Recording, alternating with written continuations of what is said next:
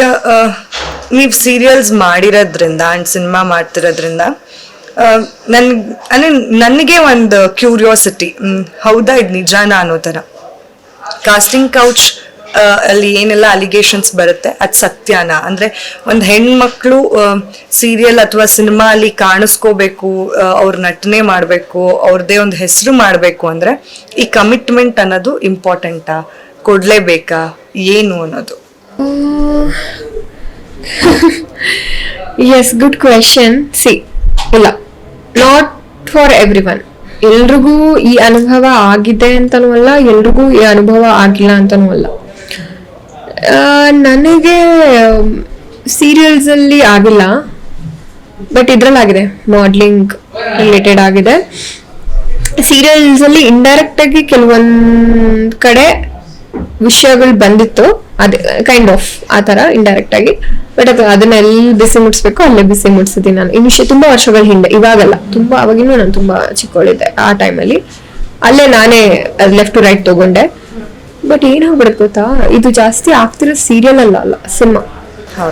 Particular ಆಗಿ ಈ ನಿಮ್ಗೆ ಇವ್ರು ಅಂತಾರೆ ಗೊತ್ತಾ, ನಿಮ್ಗೆ ಒಂದು ಗಂಧ ಗಾಳಿ ಗೊತ್ತಿರಲ್ಲ ಸಿನಿಮಾ ಬಗ್ಗೆ, ಶೋಕಿಗೋಸ್ಕರ ಅಥವಾ ಅವ್ರ ತೀಟೆ ತೀರ್ಸ್ಕೊಳಕ್ಕೋಸ್ಕರ ಬರ್ತಾರೆ ಅಂತ ಹೇಳ್ಬೋದು. ಅಂಥವ್ರು ಮಾಡೋವಂಥದ್ದು ಕೆಲಸ. ಅವ್ರ ಉದ್ದೇಶ ಸಿನಿಮಾ ಮಾಡೋ ಅಂಥದ್ದಲ್ಲ. ಅವ್ರ ಉದ್ದೇಶ ಏನು, ಹೆಣ್ಮಕ್ಳನ್ನ ಯೂಸ್ ಮಾಡ್ಕೊಂಡು ಬಿಸಾಕ್ಬೇಕು. ಅವ್ರ ಪ್ರಕಾರ ಹೆಣ್ಮಕ್ಳು ಅಂದ್ರೆ ಯೂಸ್ ಅಂತ್ರೋ ಬಬಲ್ ಗಮ್ ತರ ಯೂಸ್ ಮಾಡ್ಕೊಂಡು ಬಿಸಾಕ್ಬೋಣ ಅನ್ನೋ ಒಂದು ಮನಸ್ಥಿತಿ ಇರುವಂತ ಜನ. ಅಥವಾ ಈ ತರ ಒಂದು ಸಿನಿಮಾ ಆಸೆ ತೋರಿಸಿ ಅವ್ರಿಗೆ ಒಂದಿಷ್ಟು ಅಡ್ವಾನ್ಸ್ ಕೊಟ್ಟು ಅವ್ರನ್ನ ಯೂಸ್ ಮಾಡ್ಕೊಂಡು, ಓಕೆ ಅದೇ ಮೇನ್ ಇಂಟೆನ್ಷನ್, ಸಿನಿಮಾ ಹೆಸರಿಗೆ ನೆಪ ಮಾತ್ರ ಅನ್ನೋ ತರ ಇರೋ ವ್ಯಕ್ತಿಗಳು ಇದಾರೆ ಕೆಲವರು, ಆಯ್ತಾ. ಸೊ ಬಹುಶಃ ಅದೇ ಅವರು ಏನ್ ಮಾಡ್ತಾರೆ, ಅವ್ರಿಗೆ ಗೊತ್ತಾಗುತ್ತಲ್ವಾ ಯಾರನ್ನ ಗ್ರಾಬ್ ಮಾಡ್ಬೋದು, ಇವ್ರಿಗೆ ದುಡ್ಡು ಆಸೆ ಇದೆಯಾ, ದುಡ್ಡು ಆಸೆ ಇಲ್ವಾ, ದುಡ್ಡು ಆಸೆ ತೋರ್ಸ್ದಾಗ ಏನಾಗುತ್ತೆ, ಕೆಲವ್ರಿಗೆ ಅನಿವಾರ್ಯತೆ ಇರ್ಬೋದು. See you never know. ಈಗ ಅವ್ರು ಒಂದ್ ಒಳ್ಳೆ ಕಾರಲ್ಲಿ ಓಡಾಡ್ತಿದ್ದಾರೆ ಅಥವಾ ಒಂದ್ ಒಳ್ಳೆ ಬಟ್ಟೆ ಹಾಕೊಂಡಿದ್ದಾರೆ ಅಂದ್ ಮಾತ್ರಕ್ಕೆ ಅವ್ರ ಲೈಫಲ್ಲಿ ಎಲ್ಲಾನು ಇದೆ ಅಂತಾನೂ ಅಲ್ಲ, ಇಲ್ಲ ಅಂತಾನೂ ಅಲ್ಲ. ಒಂದು ಅವ್ರ ಪೇರೆಂಟ್ಸ್ ಅರ್ನ್ ಮಾಡಿರೋಂಥದ್ದು ಇರ್ಬೋದು, ಆಸ್ತಿ ಪಾಸ್ತಿ, ಅಥವಾ ಅವರೇ ದುಡ್ಕೊಂಡಿರೋದಿರ್ಬೋದು. ಕೆಲವ್ರು ಒಳ್ಳೆ ದಾರಿಲೂ ದುಡ್ತಿರ್ಬೋದು, ಕೆಲವರು ಅದನ್ನ ಕೆಟ್ಟ ದಾರಿ ಅಂತ ನಾನು ಹೇಳಲ್ಲ, ಯಾಕಂದ್ರೆ ಅದು ಅವ್ರ ಸ್ವಇಚ್ಛೆ. ಈಗ ನಿಮ್ಗೆ ಹಸುವಾಗ್ತದೆ ಅಂದಾಗ ನನ್ಗೆ ಒಂದಿನ ಊಟ ತಂದ್ಕೊಡ್ಬೋದು, 2 ದಿನ ತಂದ್ಕೊಡ್ಬೋದು, ದಿನ ತಂದ್ಕೊಡಕ್ಕಾಗತ್ತಾ? ಅಲ್ಲ. ಅವಾಗ ಅವ್ರ ಹೊಟ್ಟೆ ಪಡ್ಗೋರು ಏನ್ ಬೇಕಾದ್ರೂ ಮಾಡ್ಕೋಬಹುದು, ಅದನ್ನ ನಿಲ್ಸಕ್ಕೆ ನಾವ್ಯಾರು ಅಲ್ಲ, ಕರೆಕ್ಟಾ? ಅದನ್ನ ನೀವ್ಯಾಕೆ ವಿಡಿಯೋ ಮಾಡಿ ಹಾಕೋದು? ಅಥವಾ ಕೆಲವೊಂದು ನ್ಯೂಸ್ ಚಾನೆಲ್ಸ್ ನೀವ್ ಯಾಕೆ ಹೋಗ್ಬಿಟ್ಟು ಏನೋ ಸ್ಟಿಂಗ್ ಆಪರೇಷನ್ ಮಾಡಿ ಅವ್ರನ್ನ ಯಾಕೆ ಪಾಪ ಒಂದು ಇಕ್ಕಟ್ಟಿನ ಪರಿಸ್ಥಿತಿಗೆ ಸಿಗಾಕ್ಸ್ತಾರೆ? ಏನೋ ಮಾಡ್ಕೊತಿರ್ತಾರೆ, ಮಾಡ್ಕೊಳ್ಳಿ, ಹೋಗ್ಲಿ ಬಿಡಿ ಅಂತ ನಾನು ಅದೊಂದು ಹೇಳಕ್ ಇಷ್ಟಪಡ್ತೀನಿ. ಇನ್ನೊಂದು, ಅದು ಇದು ಇಂಟೆನ್ಷನಲಿ ಮಾಡ್ತಿರೋಂಥವ್ರಿಗೆ, ಸಿಕ್ಸ್ ಬೇಕು ಅನ್ನೋ ಕಾರಣಕ್ಕೆ ಮಾಡ್ತಿರೋಂಥವ್ರಿಗೆ ಇದನ್ನ ಹೇಳಕ್ ಇಷ್ಟಪಡ್ತೀನಿ. ಅವ್ರ ಪರ್ಸನಲ್ ಲೈಫ್ ಕರೆಕ್ಟ್, ಅವ್ರ ಇಷ್ಟ. ನೀವ್ ಯಾರು ಏನು ಅದನ್ನ ಪ್ರೂವ್ ಮಾಡೋ ಅವಶ್ಯಕತೆ ಇಲ್ಲ. ಅವ್ರು ಕೆಟ್ಟೋರು ಒಳ್ಳೆಯವರು ಅಂತ ಬಿರುದು ಕೊಡಕ್ಕೆ ಇಲ್ಲಿ ನನ್ ಮಗನು ಸಾಚ ಅಲ್ಲ, ಯಾರು ಸಾಚ 100% ಯಾರು ಸಾಚ ಇಲ್ಲ, ಕರೆಕ್ಟಾ? ಎಲ್ಲರೂ ಏನೋ ಒಂದ್ ತಪ್ಪು ಮಾಡಿರ್ತಾರೆ, ಎಲ್ರೂ ಏನೋ ಒಂದ್ ಸುಳ್ಳು ಹೇಳಿರ್ತಾರೆ, ಏನೋ ಒಂದ್ ಮಾಡ್ಕೊಂಡೆ ಬದುಕ್ತಿರ್ತಾರೆ. ಒಳ್ಳೇದು ಕೆಟ್ಟದ್ದು, ಒಳ್ಳೆ ಸುಳ್ಳು ಹೇಳಿರಲ್ವಾ, ನಂತರ ಸುಳ್ಳು ಹೇಳಿದ್ರು ಕೆಟ್ಟದೆ, ಕರೆಕ್ಟ್ ಅಲ್ವಾ? ಇದು ಒಂದು. ಅಂಡ್ ಇನ್ನೊಂದು, ಅದೇ ನೀವೇನ್ ಹೇಳಿದ್ರೆ ಈ ತರದೊಂದು ನಡೀತಾ ಇದೆಯಾ, ಈ ಕಾಸ್ಟಿಂಗ್ ಕೋರ್ಸ್ ಇದೆಯಾ ಅಂತ ಇದೆ. ಬಟ್ ಅವ್ರ ಕೆಣ್ಕದು ತುಂಬಾ ಇನ್ನೋಸೆಂಟ್ ಆಗಿರೋ ಹೆಣ್ಮಕ್ಳನ್ನ, ಅಥವಾ ಹೂ ಇಸ್ ರಿಯಲಿ ಗೊತ್ತಿಲ್ಲದೆ ಇರೋಂತ ಹೆಣ್ಮಕ್ಳನ್ನ ಅವ್ರು ಅಟ್ರಾಕ್ಟ್ ಮಾಡ್ತಾರೆ, ಅಥವಾ ಅವ್ರನ್ನ ಕರ್ಸಿ ಮಾತಾಡೋವಂಥದ್ದು, ಅವ್ರನ್ನ ಯೂಸ್ ಮಾಡ್ಕೊಳ್ಳೋವಂಥದ್ದು ಮಾಡ್ತಾರೆ. ಗೊತ್ತಿದ್ರೆ ಯಾರು ಹೋಗ್ತಾರೆ ಅಲ್ವಾ? ಗೊತ್ತಿರುತ್ತೆ ಅದೊಂದು. ಈಗ ನಾನು ಆಲ್ಮೋಸ್ಟ್ ಒಂದು 13-14 ವರ್ಷ ಆಯ್ತು, ಚಿಕ್ಕಳಿಂದ ಇದೀನಲ್ವಾ. ಸೊ ನನಗೆ ಗೊತ್ತು ಯಾರೇನಂತ. ನನ್ಗೆ ಯಾರೋ ಸ್ಲೈಡ್ ಹಂಗ್ ಬರ್ತಾರೆ ಅಂದ್ರೆ ಅಲ್ಲೇ ಲೆಫ್ಟ್ ರೈಟ್ ತಗೊಂಡ್, ಫಸ್ಟ್ ಆಫ್ ಆಲ್ ಮಾತಾಡಲ್ಲ ನನ್ನ ಹತ್ರ. ನೋಡಿದ ತಕ್ಷಣನೇ ಮಾತಾಡಲ್ಲ.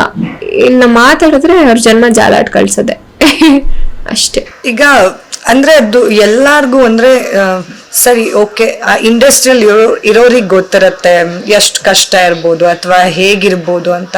But out of the box ಏನಿರ್ತಾರೆ ಅಂದ್ರೆ ಆಡಿಯನ್ಸ್ ಆಗಿರ್ಬೋದು ಅಥವಾ ವೀಕ್ಷಕರಾಗಿರ್ಬೋದು, ಈಗ ಸೋಷಿಯಲ್ ಮೀಡಿಯಾ ಇರೋದ್ರಿಂದ ತುಂಬಾ ಓವರ್ ಲಿಬರ್ಟಿ ಕೂಡ ಎಲ್ರಿಗೂ ಸಿಕ್ಕಿರೋದ್ರಿಂದ ಈ ಕಮೆಂಟ್ಸ್ ಮಾಡ್ತಾರೆ ಗೊತ್ತಾ. ಈ ಒಂದ್ ಕಾರ್ ತಗೊಂಡ್ರು ಹುಡ್ಗಿರು ಅಥವಾ ಒಂದ್ ಮನೆ ಕಟ್ಸಿದ್ರು, ಬೇರೆ ಬಿಸ್ನೆಸ್ಸು ಮಾಡ್ತಿರ್ಬೋದೇನೋ ಗೊತ್ತಿಲ್ಲ, ಬಟ್ ಕಾರ್ ತಗೊಂಡ್ರು, ಮನೆ ಕಟ್ಸಿದ್ರು, ಲಕ್ಸುರಿ ಆಗಿದ್ದಾರೆ ಅಂದ ತಕ್ಷಣ ಬಿಡು ಏನೋ ಆಗಿರತ್ತೆ, ಏನೋ ಮಾಡಿರ್ತಾರೆ, ಅವ್ರಿಗೆ ಯಾರೋ ಸಾಥ್ ಕೊಡ್ತಾ ಇರ್ತಾರೆ. ಈ ತರ ಮಾತುಗಳು ಕೂಡ ಕೇಳಿದೀವಿ ನಾವ್ ಎಷ್ಟೊಂದ್ಸಲ. ಸೊ ಇದ್ರ ಬಗ್ಗೆ ನಿಮ್ಮ ಅಭಿಪ್ರಾಯ ಏನು? ಅಗೇನ್ ಇದು ಕೂಡ ತುಂಬಾ ಒಳ್ಳೆ ಪ್ರಶ್ನೆ. ಪಾಪ ಈಗ ನೀವು ಹೇಳಂಗೆ ಈಗ ಇದು ಜಾಸ್ತಿ ಕಾಣಿಸ್ಕೊತಿರೋದು ನಮ್ಮ ಇಂಡಸ್ಟ್ರಿ ಕೆಲಸ ಮಾಡೋ ಹೆಣ್ಮಕ್ಳ ಬಗ್ಗೆನೆ ಪಾಪ. ಈಗ ಯಾರೋ ಕಾರ್ ತಗೊಂಡಿದ್ದಾರೆ, ಅವ್ರು ಹೆಂಗ್ ತಗೊಂಡಿರ್ತಾರೋ ನಿಮ್ಗೆ ಗೊತ್ತಾ? ಅವರು ಲೋನ್ ಮಾಡಿಸ್ಕೊಂಡಿರ್ಬೋದು, ಅಥವಾ ಅವ್ರ ಒಡವೆ ಪ್ಲಡ್ಜ್ ಮಾಡಿರ್ಬೋದು, ಅಥವಾ ಅವ್ರ ಸೀರಿಯಲ್ ಅಲ್ಲಿ ಅಥವಾ ಸಿನಿಮಾಲ್ ಆಕ್ಟಿಂಗ್ ಮಾಡ್ಕೊಂಡೆ ಬೇರೆ ಏನೋ ಬಿಸ್ನೆಸ್ ಮಾಡ್ತಿರ್ಬೋದು. ಎಲ್ಲಾನು ಇನ್ಸ್ಟಾಗ್ರಾಮ್ ಅಲ್ಲಿ ಹಾಕಕ್ಕಾಗತ್ತಾ? ಅಥವಾ ಎಲ್ಲಾನು ನಿಮ್ಗೆ ಹೇಳ್ಕೊಂಡ್ ಕೂತ್ಕೊಳಕ್ಕಾಗತ್ತಾ? ಕರೆಕ್ಟ್ ಅಲ್ವಾ? ಹೆಂಗ್ ಜಡ್ಜ್ ಮಾಡ್ತೀರಾ? ಆದ್ರೆ ಎಷ್ಟೊಂದ್ ಜನ ಹೆಣ್ಮಕ್ಳು ಕ್ಯಾಮ್ರಾ ಹಿಂದೆ ಇರೋವಂಥವ್ರು, ಅಂದ್ರೆ ಈಗ IT ಕೆಲಸ ಮಾಡುವಂತ ವ್ಯಕ್ತಿಗಳು, ಅವ್ರಿಗೂ ತಗೊಂಡಿರ್ತಾರೆ, ಅವರು ಒಳ್ಳೆ ಲಕ್ಸುರಿ ಲೈಫ್ ನಲ್ಲಿ. ಅವ್ರಿಗೊಬ್ರು ಕೇಳ್ತೀರಾ ಯಾಕೆ ಕ್ಯಾಮ್ರಾ ಮುಂದೆ ಬರೋ ಹೆಣ್ಮಕ್ಳನ್ನ ಮಾತ್ರ ನೀವು ಆತರ ದೂಷಿಸೋದು? ಹುಡುಗರು ತಗೋತಾರೆ, ಯಾಕೆ ಹುಡುಗರು? ಈಗ ಹುಡುಗರು ಎಷ್ಟೊಂದ್ ಜನ ಓಕೆ ಒಂದು ಆಡಿ ತಗೋಬಹುದು, ಬೆನ್ಸ್ ತಗೋಬಹುದು, ಅವ್ರನ್ನ ಏನಕ್ಕೆ ಕ್ವೆಶ್ಚನ್ ಮಾಡಲ್ಲ? ಹಂಗನೇ ನಿಮ್ ಪ್ರಕಾರ ಹುಡುಗರೆಲ್ಲ ನಿಯತ ಕೆಲಸ ಮಾಡ್ತಾರೆ, ಹೆಣ್ಮಕ್ಳೆಲ್ಲ ಯಾರ ಜೊತೆನೋ ಏನೋ ಮಾಡ್ಕೊಂಡು ತಗೊಂಡ್ಬರ್ತಾರ? ಯೂಶಲ್ ಆಗಿ ಅದು ಹಂಗ್ ಕ್ರಿಯೇಟ್ ಆಗೋಗ್ಬಿಟ್ಟಿದ್ಯಾ ನಮ್ ಸೊಸೈಟಿಯಲ್ಲಿ ಅಂತ. ಅಂದ್ರೆ ಏನೇ ಕಷ್ಟಪಟ್ಟು ದುಡ್ದು ಸಂಪಾದನೆ ಒಂದ್ ರೂಪಾಯಿ ಕೂಡಿಟ್ಟು ತಗೊಂಡಿರ್ತಾರೆ, ಅದು ಹೇಳಲಿಕ್ಕೆ ಬರೋದಿಲ್ಲ.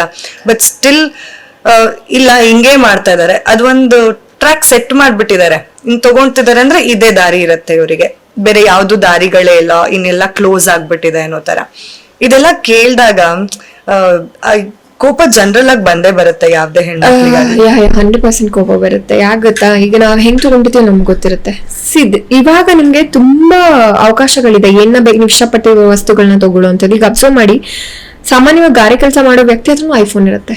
ಮುಂಚೆ ಅವಾಗ ಹಂಗೆಲ್ಲ ತಗೊಳಕ್ ಆಗ್ತಿಲ್ಲ, ಯಾಕಂದ್ರೆ ಇವಾಗ ನಿಮ್ಗೆ EMIs ಇದೆ, 0 ಡೌನ್ ಪೇಮೆಂಟ್ಸ್ ಇದೆ, ಕಾರ್ಗೂ ಇದೆ, ಎನಿಥಿಂಗ್, 2 ವೀಲರ್, ಮನೆ, ಎಲ್ಲದಕ್ಕೂ ಇದೆ. ಸೊ ಯಾರ್ ಬೇಕಾದ್ರೂ ತಗೋಬಹುದು. ದುಡ್ಡಿರೋ ಅಂಥವ್ರೆ ಮನೆ ತಗೋಬೇಕು, ದುಡ್ಡಿರೋ ಅಂಥವ್ರೆ ಆಡಿ ತಗೋಬೇಕು, ದುಡ್ಡಿರೋ ಅಂಥವ್ರೆ ಮತ್ತೊಂದು ತಗೋಬೇಕು. No, there is no rules. Anybody can buy anything.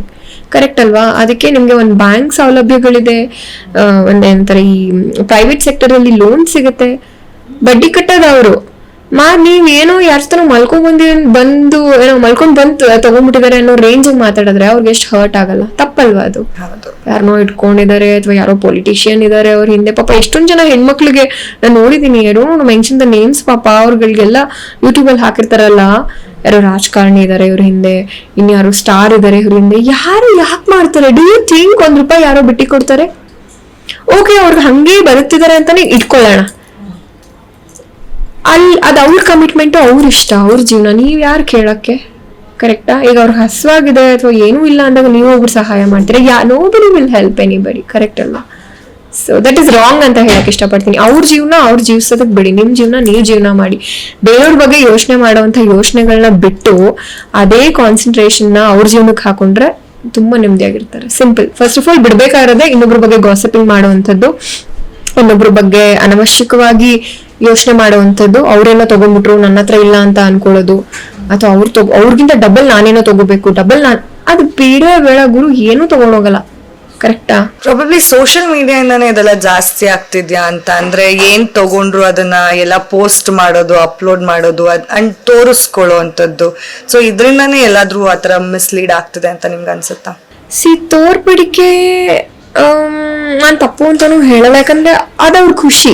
ಈಗ ಅವ್ರ ಪ್ರೊಫೈಲ್ ಅಲ್ಲಿ ಅವ್ರು ಓಕೆ ನಾನೇನು ಐ ಬಾಟ್ ದಿಸ್, ಓಕೆ ನಾನು ಇದು ತಗೊಂಡೆ ಅನ್ನೋ ಖುಷಿಯಿಂದ ಹಾಕೊಂಡಿರ್ಬೋದು ಅಲ್ವಾ? ಸೊ ಅದನ್ನ ಇವಳೇನು ಎಲ್ಲಾನು ಹಾಕ್ತಾಳೆ, ಎಲ್ಲಾನು ತೋರಿಸ್ತಾಳೆ, ಓಕೆ ನಮ್ಗೆ ಹೊಟ್ಟೆ ಉರಿಸ್ತಾಳೆ ಅಂತ ಅನ್ಕೊಳ್ಳೋದು, that is wrong. You should clap towards them. Clap ಮಾಡಿ, ಖುಷಿ ಪಡಿ. ನೀವು ಇನ್ನೊಬ್ರು ಖುಷಿನ ನಿಮ್ದು ಅಂತ ಭಾವಿಸಿದಾಗ ದೇವ್ರು ನಿಮ್ಗೂ ಕೊಡ್ತಾರೆ, ನಿಮ್ಗೂ ಟೈಮ್ ಬರುತ್ತೆ. ಕರೆಕ್ಟಾ? ನೀವ್ ಯಾವಾಗ ಅವ್ರ ಖುಷಿನ ನೀವು ಅದನ್ನ ಜಲಸ್ ಅನ್ಕೊಂಡು ಇವ್ರು ತಗೊಂಡ್ಬಿಟ್ಲಾ ಅಥವಾ ಇವ್ರು ತಗೊಂಡ್ಬಿಟ್ರ, ಅದು ಬೇಡ. ನಿಮ್ಗೂ ಟೈಮ್ ಬರುತ್ತೆ, ನೀವು ತಗೋತೀರಾ. ಆಮೇಲೆ ತಗೊಂಡ ತಕ್ಷಣ ಏನು ಓಕೆ ವಸ್ತು ಅಷ್ಟೇ. ಕರೆಕ್ಟಾ? ಖುಷಿ ವಸ್ತು ಯಾವತ್ತು ಆ ಕ್ಷಣಿಕ ಸುಖ ಕೊಡ್ಬೋದು ಅಷ್ಟೇ. ನಿಮ್ಗೆ ಲೈಫ್ ಲಾಂಗ್ ಬೇಕಾಗಿರೋದು ನೆಮ್ಮದಿ, ಪ್ರೀತಿ. ಸೊ ಅಷ್ಟೇ. ಅದು ಪ್ರೀತಿಯಿಂದನೇ ನೀವು ಆಕ್ಸೆಪ್ಟ್ ಮಾಡಿ, ತಗೊಂಡು ಓಕೆ ಕ್ಲಾಪ್ ಮಾಡಿ. ಸಿಂಪಲ್. ನಾನು ಯಾರು ತಗೊಂಡ್ರು, ಯಾರಿಗೆ ಏನೇ ಪ್ರಾಜೆಕ್ಟ್ ಸಿಕ್ಕಿದ್ರು, ಯಾರು ಎಷ್ಟೇ ಬಿಡಿದ್ರು, I will be the happy person. ಗೊತ್ತಾ? ಇನ್ ಕೇಸ್ ಒಂದು ಸ್ಟ್ರೇಂಜರ್ ಆದ್ರೂ ನಾನು ವಿಶ್ ಮಾಡ್ತೀನಿ. ಖುಷಿ ಆಗುತ್ತೆ. ಎಲ್ರೂ ಬೆಳಿಬೇಕು, ಎಲ್ರೂ ನೆಮ್ಮದಿ ಆಗಿರ್ಬೇಕು, ಎಲ್ರೂ ಖುಷಿ ಆಗಿರ್ಬೇಕು. ಯಾಕಂದ್ರೆ ಎಂಡ್ ಆಫ್ ದ ಡೇ ನಾವೇನೂ ತಗೊಂಡ್ ಹೋಗಲ್ಲ. ಅದು ನಿಮ್ಗೂ ಚೆನ್ನಾಗುತ್ತೆ. ಈಗ ಮೊನ್ನೆ ಫ್ಲೈಟ್ ಕ್ರಾಶ್ ಅಲ್ಲಿ ಏನಾಯ್ತು ಅವ್ರಿಗೆ ಗೊತ್ತಿತ್ತ, ನೆಕ್ಸ್ಟ್ ಡೇ ಇರಲ್ಲ ಅನ್ನೋದೇ ಗೊತ್ತಿರ್ಲಿಲ್ಲ. ಅದೆಂತ ರೋಡ್ನೇ ಹಿಂಸೆ, ಅದು ಬರ್ನ್ ಆಗಿ ಸಾಯುವಂಥದ್ದು. ಸೊ ಅದೆಲ್ಲ ನೆನ್ಸ್ಕೊಂಡ್ಬಿಟ್ರೆ ಈ ಜಲಸಿ, ಈ ರೂಮರ್ಸು ಅದೆಲ್ಲ ಬರೋದೇ ಇಲ್ಲ.